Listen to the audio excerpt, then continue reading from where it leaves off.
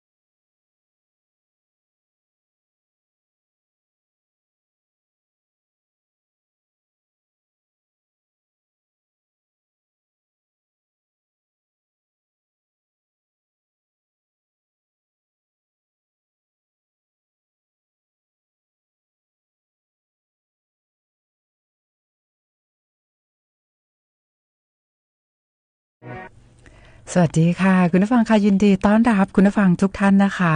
เข้าสู่ในช่วงเวลาของรายการวิทยุจราจรเพื่อชุมชนโดยตำรวจภูธรภาค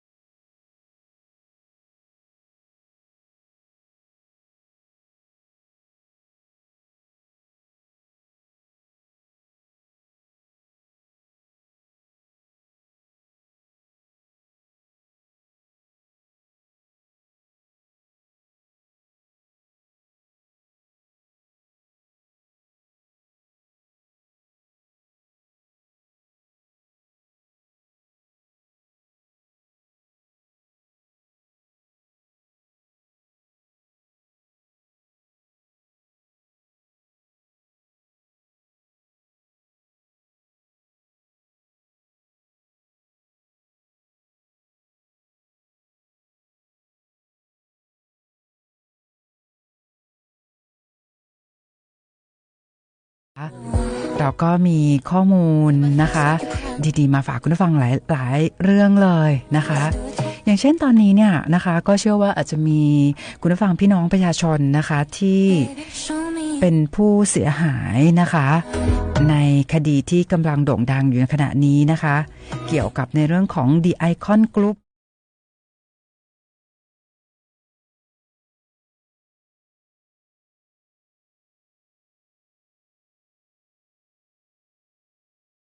ผู้บัญชาการตำรวจแห่งชาตินะคะก็ได้บอกว่าเนี่ยมีช่องทางในเรื่องของการรับแจ้งความนะคะสำหรับผู้ที่ตกเป็นผู้เสียหายในคดีหลอกขายทองรูป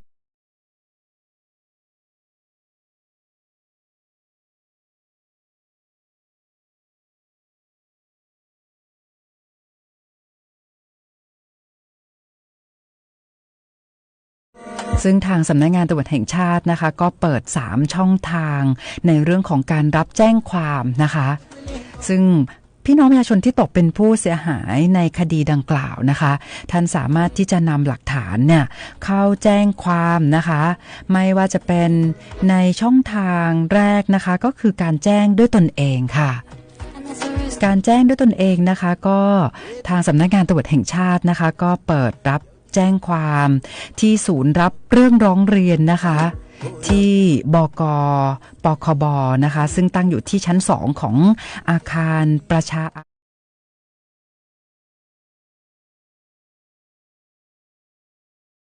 แต่ว่าในช่องทางแรกนี้เนี่ยนะคะเขาจะเปิดถึงวันพรุ่งนี้เท่านั้นนะคะคราวนี้มาดูช่องทางที่2กันต่อค่ะช่องทางที่2นะคะพี่น้องประชาชนผู้ที่ตกเป็นผู้เสียหายนะคะในคดีหลอกขายทองรูปพรรณคดีขายตรงนะคะก็สามารถแจ้งความได้ที่สถานีตำรวจนะคะทุกแห่งทั่วประเทศอันนี้ก็เป็นช่องทางที่เชื่อว่าคุณผู้ฟังพี่น้องประชาชนนะคะสามารถที่จะไปแจ้งความได้ที่สถานีตำรวจทุกแห่งนะคะทั่วประเทศอย่างเช่นในพื้นที่รับผิดชอบของตำรวจภูธรภาค5เรามีทั้งหมด159สถานีตำรวจนะคะพี่น้องประชาชนที่ตกเป็นผู้เสียหายอยู่ในพื้นที่รับผิดชอบของสถานีตำรวจใดท่านก็สามารถที่จะนำหลักฐานเข้าไปแจ้งความได้ที่สถานีตำรวจนั้นๆได้เลยที่อยู่ใกล้บ้านได้เลยนะคะและสำหรับช่องทางที่3ค่ะเป็นการแจ้งความนะคะผ่านระบบออนไลน์อันนี้ก็เป็นอีกหนึ่งช่องทางที่ทำให้พี่น้องประชาชนนะคะสะดวกมากยิ่งขึ้นซึ่งช่องทางออนไลน์นะคะก็สามารถแจ้งผ่านเว็บไซต์นะคะที่ www.thaipoliceonline.go.th นะคะก็เป็นช่องทางที่ทำให้พี่น้องประชาชนนะคะสามารถแจ้งความได้สะดวกนะคะเพราะว่า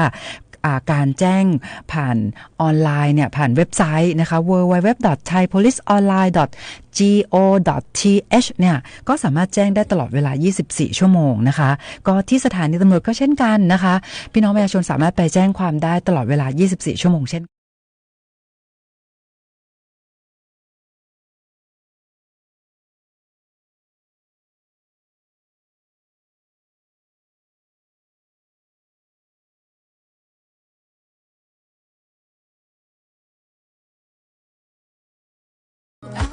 ซึ่งในเรื่องนี้นะคะท่านผู้บัญชาการตำรวจแห่งชาตินะคะก็ได้มีการกำชับนะคะไปทุกสถานีตำรวจทั่วประเทศนะคะ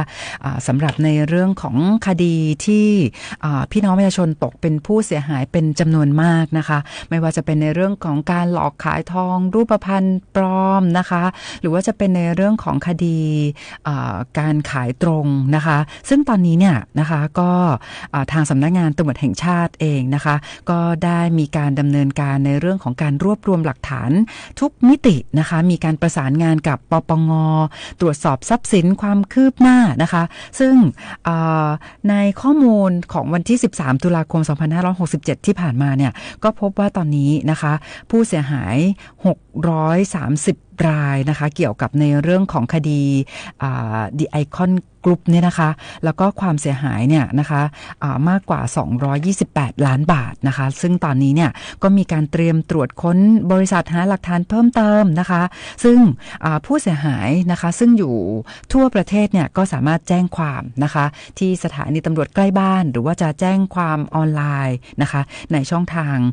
ผ่านเว็บไซต์นะคะที่ www.thaipoliceonline.go.th นะคะซึ่งในเรื่องนี้นะคะเดี๋ยวอีกสักครู่นึงเราจะมีการต่อสายโทรศัพท์นะคะไปพูดคุยกับท่านผู้กำกับการสถานีตำรวจภูธรเมืองเชียงใหม่ด้วยนะคะซึ่งก็มีพี่น้องประชาชนนะคะมาแจ้งความที่สถานีตำรวจภูธรเมืองเชียงใหม่นะคะก็เดี๋ยวเราก็จะมีการต่อสายโทรศัพท์พูดคุยกับท่านผู้กำกับการสถานีตำรวจภูธรเมืองเชียงใหม่ในเรื่องนี้ด้วยนะคะแต่ว่าวันนี้ค่ะเราก็ยังมีข้อมูลนะคะทั้งในเรื่องการเตือนภัยนะคะในหลายๆเรื่องนะคะแล้วก็ยังมีข้อมูลที่มาแจ้งเตือนเกี่ยวกับผู้ที่ชอบโพสต์นะคะในโลกออนไลน์แต่ว่าเป็นการสร้างความเสียหายนะคะการนำเข้าสู่ระบบคอมพิวเตอร์ข้อมูลคอมพิวเตอร์อันเป็นเท็จต่างๆเนี่ยเดี๋ยววันนี้เราจะมาพูดคุยในเรื่องนี้กันด้วยรวมไปถึงพูดคุยในเรื่องของข้อกฎหมายต่างๆด้วยนะคะแต่ว่าตอนนี้นะคะเราก็มีบทเพลงมาฝากคุณผู้ฟังก่อนนะคะซึ่งตอนนี้เนี่ยเชื่อว่าพี่น้องประชาชนชาวจังหวัดเชียงใหม่แล้วก็จังหวัดใกล้เคียงนะคะที่เป็นผู้ประสบในเรื่องของประสบอุทกภัยนะคะหลายท่านก็อาจจะท้อแท้ใจนะคะเราก็จะมีบทเพลงที่มอบกำลังใจให้กับทุกๆท่านด้วยนะคะเดี๋ยวตอนนี้เราก็มีเพลงเพราะๆมาฝากคุณผู้ฟังก่อนนะคะแล้วก็เดี๋ยวสักครู่หนึ่งก็จะมาพูดคุยแล้วก็มาสัมภาษณ์ท่านผู้กำกับการสถานีตำรวจภูธรเมืองเชียงใหม่ด้วยนะคะตอนนี้มีบทเพลงนี้มาฝากคุณผู้ฟัง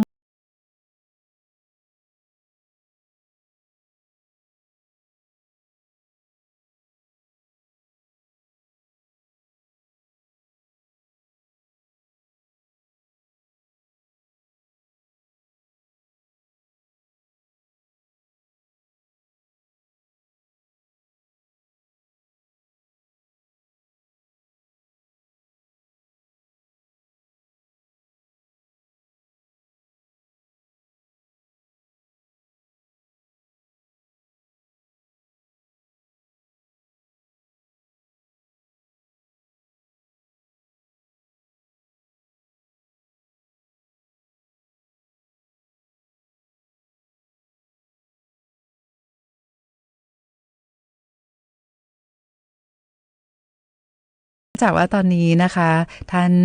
พันตำรวจเอกปรัชญาทิศลานะคะผู้กำกับการสถานีตำรวจภูธรเมืองเชียงใหม่นะคะก็อยู่ในสายกับเราแล้วนะคะก็จะสัมภาษณ์ท่านผู้กำกับกันก่อนเลยนะคะสวัสดีค่ะฮัลโหลฮัลโหลค่ะฮัลโหลตอนนี้สายหลุดไปนะคะต้องขออภัยด้วยนะคะคุณผู้ฟังค่ะเดี๋ยวขออนุญาตต่อใหม่นะคะ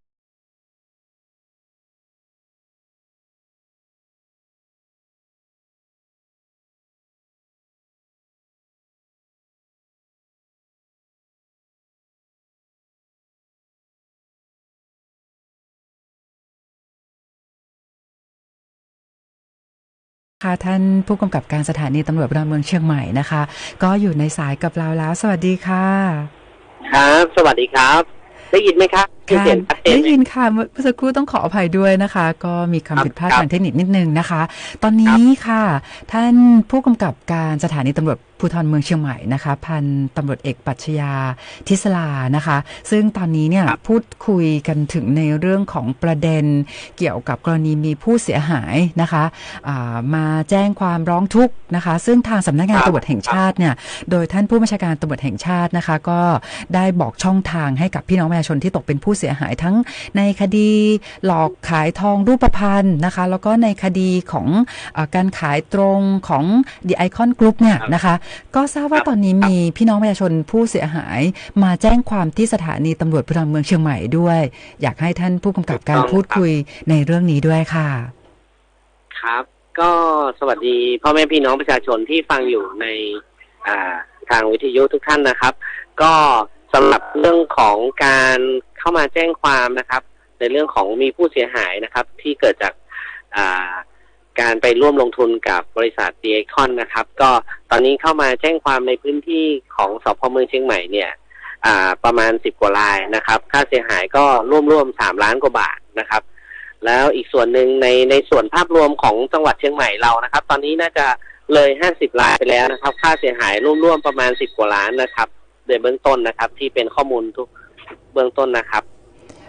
ก็แสดงว่าตอนนี้นะคะเมื่อต้นรายการนะคะเราก็พูดคุยกับคุณผู้ฟังพี่น้องประชาชนบอกว่าช่องทางในเรื่องของการแจ้งความนะคะพี่น้องประชาชนเนี่ยที่ตกเป็นผู้เสียหายสามารถนำหลักฐานนะคะมาแจ้งความทั้งที่สถานีตำรวจใกล้บ้านหรือว่าจะแจ้งความออนไลน์ผ่านเว็บไซต์ www.thaipoliceonline.go.th นะคะแต่ตอนนี้ทราบว่าที่สถานีตำรวจภูธรเมืองเชียงใหม่ก็มีพี่น้องประชาชนที่ตกเป็นผู้เสียหายเนี่ยนำหลักฐานมาแจ้งความส่วนหนึ่งแล้วก็ยังมีที่สถานีตำรวจอื่นๆด้วยนะคะอยากให้ท่านผู้กำกับพูดคุยเกี่ยวกับในประเด็นที่พอเรารับแจ้งความแล้วเนี่ยนะคะเราในส่วนของสถานีตำรวจทุกแห่งจะมีการดำเนินการยังไงต่อไปด้วยค่ะครับก็ขออนุญาตนำเรียนอย่างนี้นะครับสืบเนื่องด้วยนโยบายของท่านผู้บัญชาการตำรวจแห่งชาตินะครับได้กำชับลงมานะครับให้ทุกๆสถานีตำรวจนะครับดำเนินการรับแจ้งเหตุให้กับพี่น้องประชาชนที่ได้รับความเดือดร้อนนะครับดังนั้นในช่องทางนะครับก็ขออนุญาตนำเรียนนะครับว่ามีอยู่3 ส่วนด้วยกันส่วนที่1ก็คือสามารถที่เดินทางไปที่กองบัญชาการสอบสวนกลางได้เลยนะครับส่วนที่2ก็คือการแจ้งผ่านเว็บไซต์ของ Police Thai Police Online นะครับอีกส่วนหนึ่งซึ่งทางท่านผู้บัญชาการตำรวจแห่งชาติเน้นย้ำนะครับให้ทุกๆสถานีตำรวจนะครับคอยให้บริการพี่น้องประชาชนในทุกพื้นที่นะครับทุกสถานีใกล้บ้านของพี่น้องประชาชนนะครับสามารถที่จะไปแจ้งความได้นะครับไปแจ้งความได้แล้วก็จะมีขั้นตอนของเจ้าหน้าที่ตำรวจนะครับในการสอบสวนประเด็นต่างๆนะครับถ้าผู้เสียหายที่ได้รับความเสียหายอย่างไรก็ให้บอกเจ้าหน้าที่ตำรวจไปนะครับหลังจากนั้นเจ้าหน้าที่ตำรวจจะรวบรวมพยานหลักฐานต่างๆนะครับนำส่งให้กับปคบนะครับหรือป้องกันผู้คุ้มครองผู้บริโภคนะครับจากตำรวจสอบสวนกลางอีกทีหนึ่งนะครับเพื่อดำเนินคดีต่อไปในอีกส่วนหนึ่งนะครับขออนุญาตนำเรียนประมาณนี้ครับค่ะนั่นก็หมายความว่าพอพี่น้องประชาชนนะคะนำข้อมูลหลักฐานมาแจ้งความที่สถานีตำรวจแล้วเนี่ยนะคะเราก็จะรวบรวมความเสียหายนะคะแล้วก็ข้อมูลของพี่น้องประชาชนที่ตกเป็นผู้เสียหายเนี่ยนะคะส่งให้กับกองบังคับการปราบปรามการกระทำความผิดเกี่ยวกับการคุ้มครองผู้บริโภคอีกส่วนหนึ่งด้วยใช่ไหมคะตรงส่วนนี้ทางปคบแล้วก็กองบัญชาการสอบสวนกลางจะรับดำเนินการต่อไปในเรื่องของการดำเนินคดีรวบรวมผู้เสียหายด้วยนะครับค่ะดังนั้นนะคะก็พี่น้องประชาชนที่อาจจะสงสัยบอกว่าเนี่ยนะคะเห็นว่าคดีนี้เนาะมีผู้เสียหายทั่วประเทศแล้วก็ไม่สะดวกที่จะต้องเดินทางเข้าไปในส่วนกลางอันนี้ไม่ต้องกังวลเลยนะคะไม่ต้องกังวลเลยครับสามารถที่จะไปแจ้งความร้องทุกข์กับสถานีตำรวจใกล้บ้านได้เลยนะครับค่ะซึ่งตอนนี้เนี่ยตอนช่วงต้นเนี่ยทางท่านผู้กำกับการสถานีตำรวจภูธรเมืองเชียงใหม่ก็บอกว่าตอนนี้เนี่ยยังมีสถานีตำรวจหลายแห่งเลยใช่ไหมคะโดยเฉพาะในเชียงใหม่ก็มีผู้เสียหายมาแจ้งความหลายท่านแล้วโอ้เยอะพอสมควรเลยครับตอนนี้เชียงใหม่ก็ตอนนี้50 กว่ารายแล้วครับน่าจะมีเพิ่มขึ้นทุกๆวันนะครับตอนนี้ค่าเสียหายรวมที่เราประเมินไว้รวบรวมไว้เป็นข้อมูลก็คือ10 กว่าล้านนะครับตอนนี้นะครับสำหรับเชียงใหม่นะครับค่ะก็เป็นการอำนวยความสะดวกให้กับพี่น้องประชาชนนะคะดังนั้นก็ทุกสถานีตำรวจนะคะอย่างเช่นที่สภ.เมืองเชียงใหม่เองก็มีความพร้อมนะคะดังนั้นถ้าหากว่าคุณผู้ฟังที่อยู่ใกล้บ้านตั้งอยู่ในพื้นที่ของสถานีตำรวจที่ไหนก็ไปแจ้งความที่นั่นได้เลยใช่เลยครับจะมีเจ้าหน้าที่ตำรวจคอยให้บริการทุกสถานีตำรวจครับค่ะก็ทางท่านผู้กำกับการสถานีตำรวจภูธรเมืองเชียงใหม่มีอะไรอยากจะฝากถึงคุณผู้ฟังเพิ่มเติมเชิญได้เลยค่ะครับก็ในช่วงที่ก็ขออนุญาตประชาสัมพันธ์นะครับ พี่น้องประชาชนที่ได้รับความเดือดร้อนนะครับไปว่ามีทั้ง3ช่องทางนะครับที่สามารถไปแจ้งความร้องทุกข์ได้นะครับ แต่ที่สะดวกที่สุดสำหรับพี่น้องก็คือในเรื่องของสถานีตำรวจใกล้บ้านก็ถ้าหากว่ามีความเดือดร้อนก็ให้เตรียมข้อมูลนะครับในส่วนของท่านที่ได้รับความเสียหายนะครับนำข้อมูลเหล่านี้นะครับมาเป็นหลักฐานเพื่อดำเนินคดีในส่วนของผู้เสียหายรวบรวมพยานหลักฐานนะครับให้พนักงานสอบสวนเพื่อที่จะได้รวบรวมส่งให้ทางปคบแล้วก็ต่อไปในการดำเนินคดีต่อไปนะครับก็ขอบคุณท่านพันตำรวจเอกปรัชญาทิศลานะคะผู้กำกับการสถานีตำรวจภูธรเมืองเชียงใหม่มากๆเลยนะคะขอบคุณมากๆค่ะครับค่ะคุณผู้ฟังค่ะก็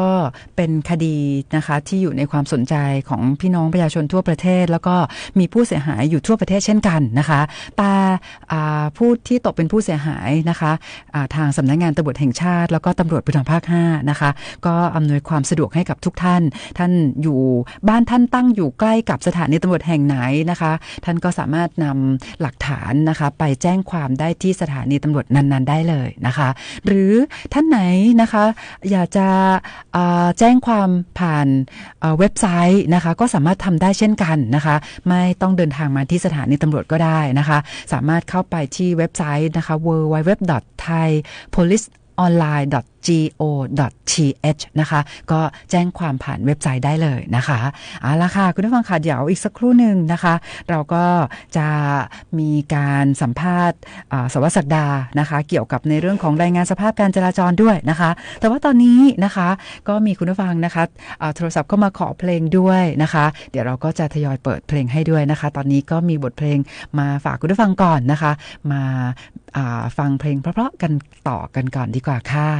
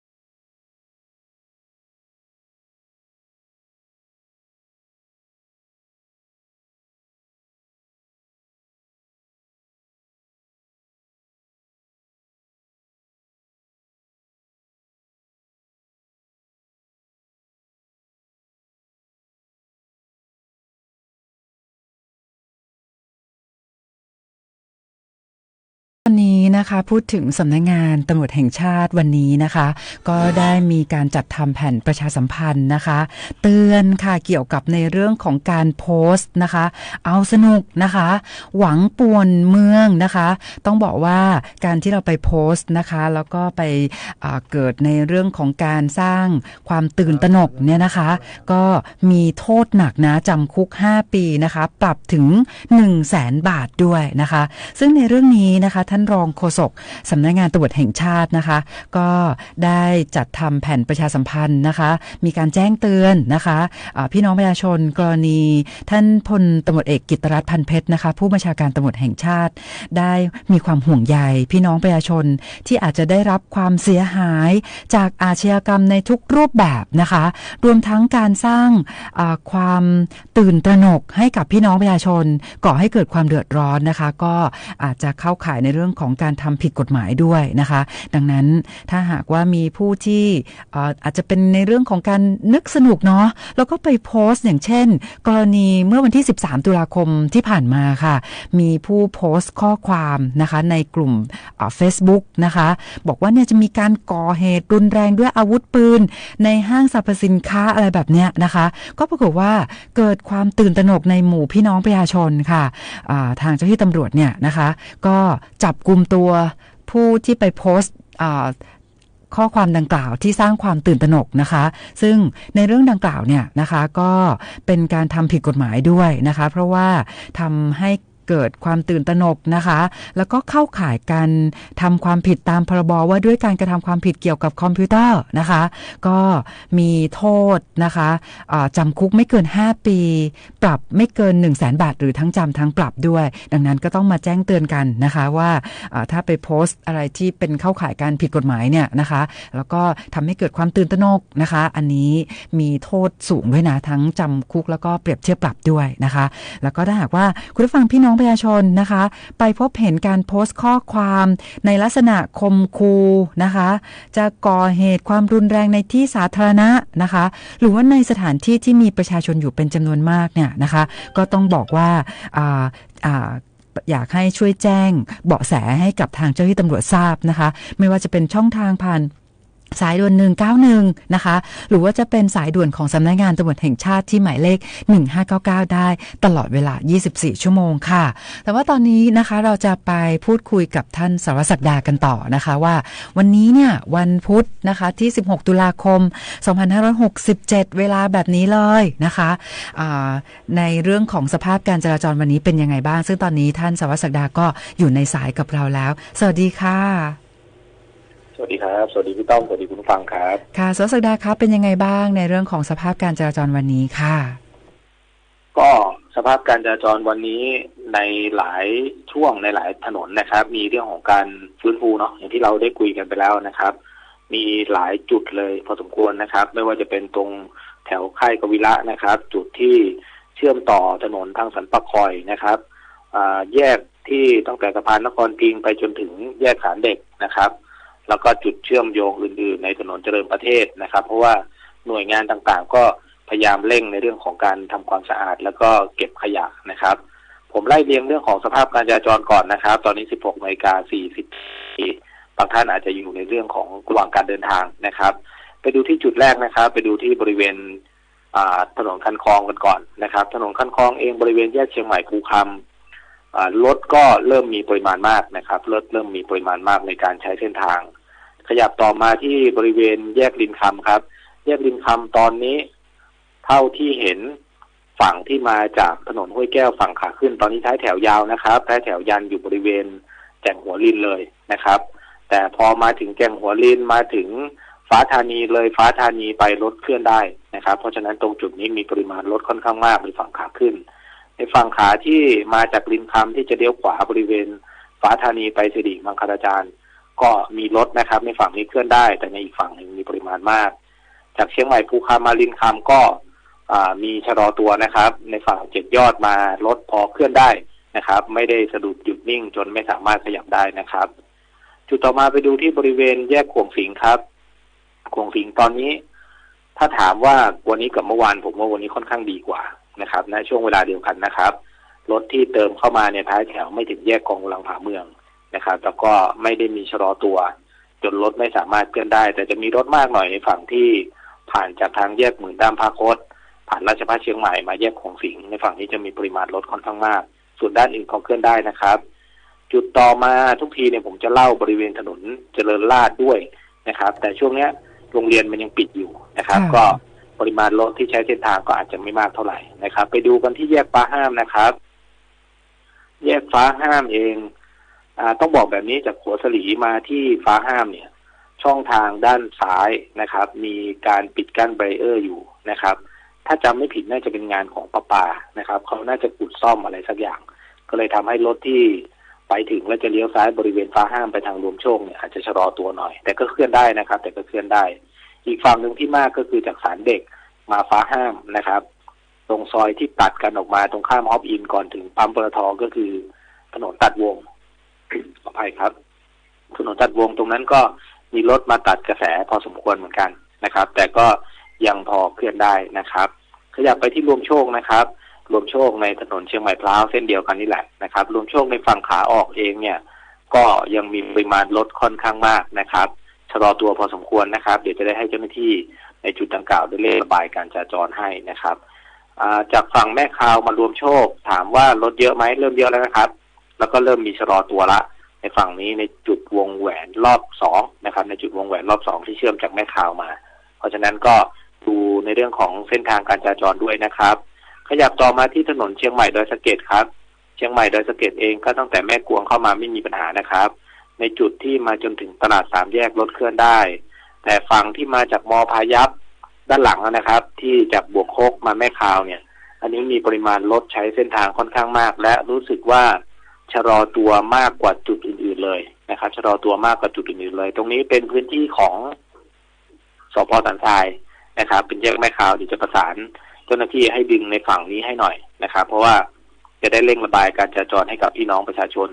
จุดเชื่อมเมืองต่างๆเนี่ยต้องบอกแบบนี้ครับว่ามีทั้งที่กลุ่มงานจราจรนะครับเชื่อมกับทาง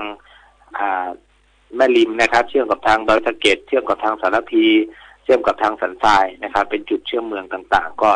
จะได้เร่งระบายการจราจรนะครับ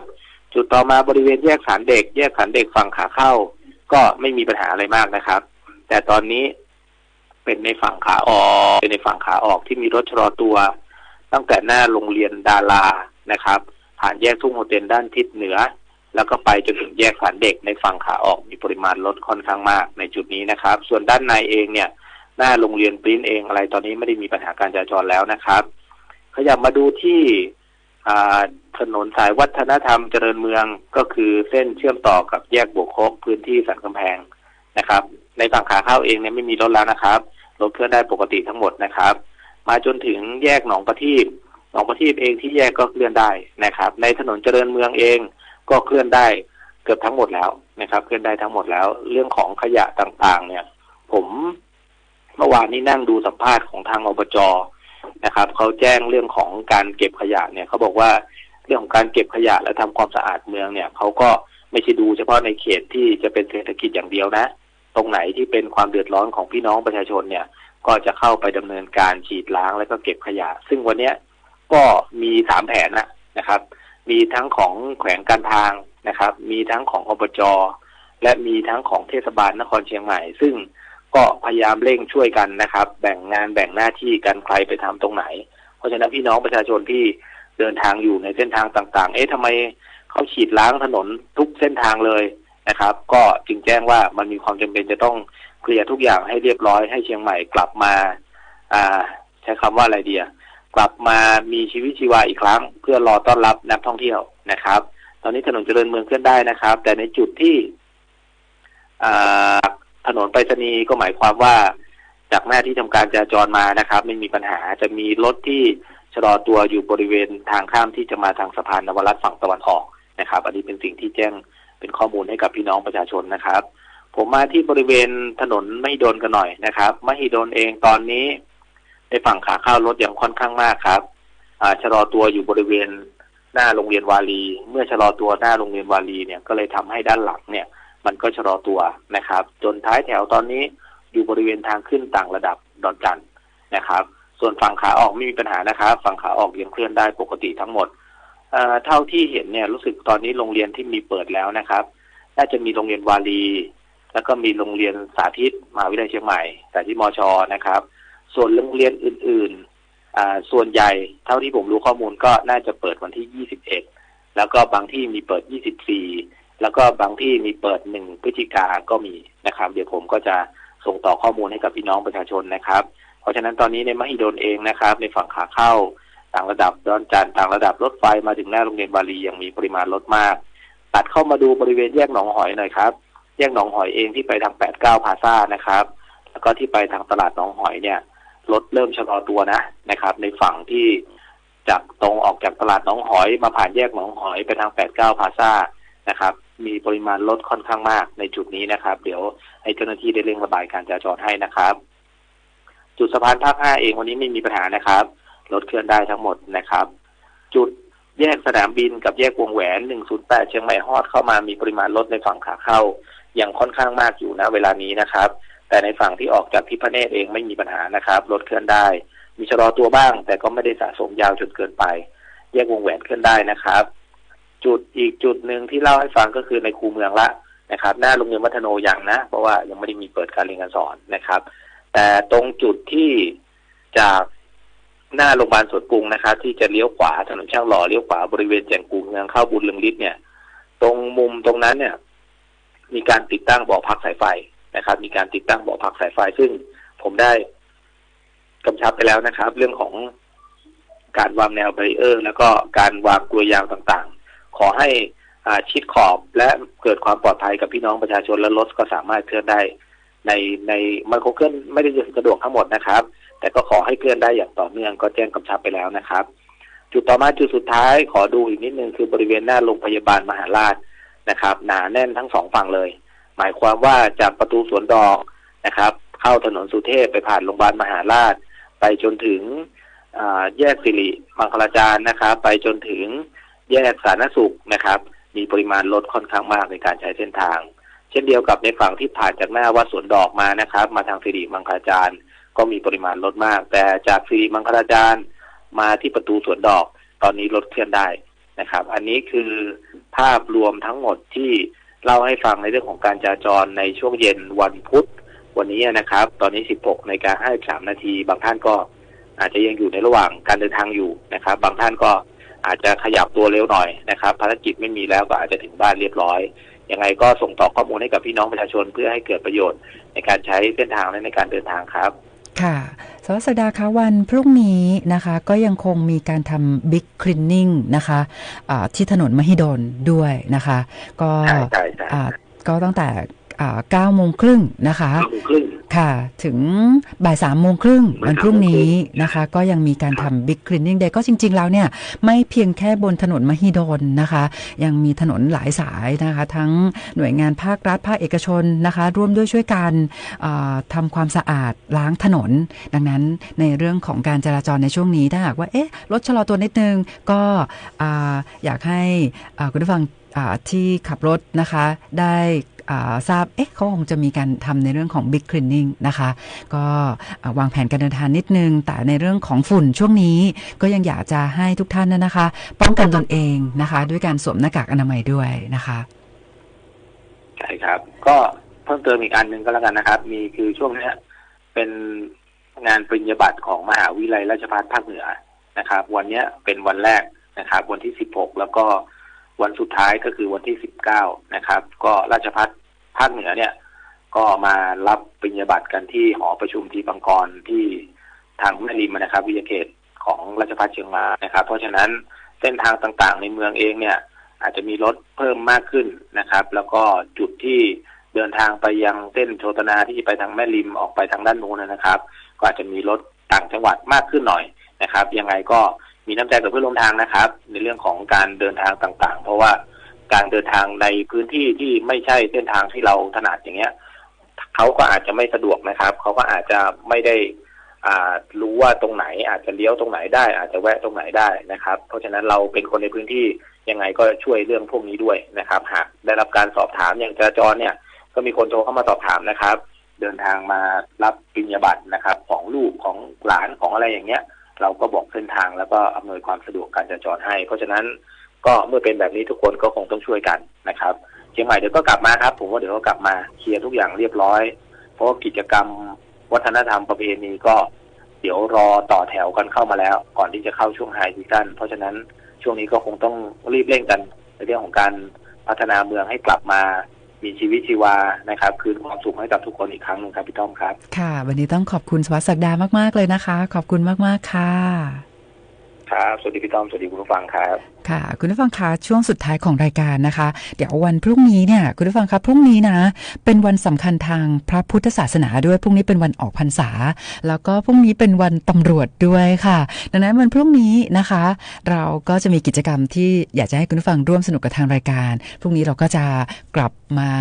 มีกิจกรรมให้คุณผู้ฟังร่วมสนุกแล้วก็มีของรางวัลมาแจกให้กับคุณผู้ฟังด้วยนะคะคุณผู้ฟังคะวันพรุ่งนี้เป็นวันสำคัญทางพระพุทธศาสนาวันออกพรรษาค่ะดังนั้นตั้งแต่หลังเที่ยงคืนนี้นะคะไปจนถึงเที่ยงคืนของวันที่17ตุลาคมนะคะต้องงดในเรื่องของการจำหน่ายเครื่องดื่มแอลกอฮอล์นะคะซึ่งก็เป็นไปตามกฎหมายนะคะในเรื่องของวันสำคัญทางพระพุทธศาสนานะคะต้องงดในเรื่องของการจำหน่ายเครื่องดื่มแอลกอฮอล์นะคะแล้ววันพรุ่งนี้นะคะวันตำรวจค่ะเราก็จะมีข้อมูลมาฝากคุณผู้ฟังด้วยแล้วก็มีกิจกรรมมาให้คุณผู้ฟังได้ร่วมสนุกนะคะอยากให้คุณผู้ฟังได้มีส่วนร่วมในรายการด้วยนะคะแต่ว่าวันนี้หมดเวลาของรายการแล้วนะคะขอบคุณสำหรับการติดตามรับฟังค่ะแล้วก็เราจะจากลากันด้วยบทเพลงที่คุณผู้ฟังขอเข้ามานะคะกับเพลงที่ชื่อว่า The Sound of Sirens นะคะค่ะวันนี้หลายท่านนะคะเดินทางในช่วงนี้ก็อยากให้ทุกท่านเดินทางโดยปลอดภัยนะคะขับรถด้วยความระมัดระวังนะคะถ้าว่าท่านมีเรื่องขอความช่วยเหลือท่านสามารถโทรศัพท์แจ้งเข้ามาที่สายด่วน191ได้ตลอดเวลา24ชั่วโมงค่ะวันนี้ต้องพารายการจากลาคุณผู้ฟังนะคะกับเพลงนี้เลยเพลงที่คุณผู้ฟังขอเข้ามานะคะวันพรุ่งนี้จะกลับมาพบกับคุณผู้ฟังใหม่นะคะวันนี้ขอบคุณและสวัสดีค่ะ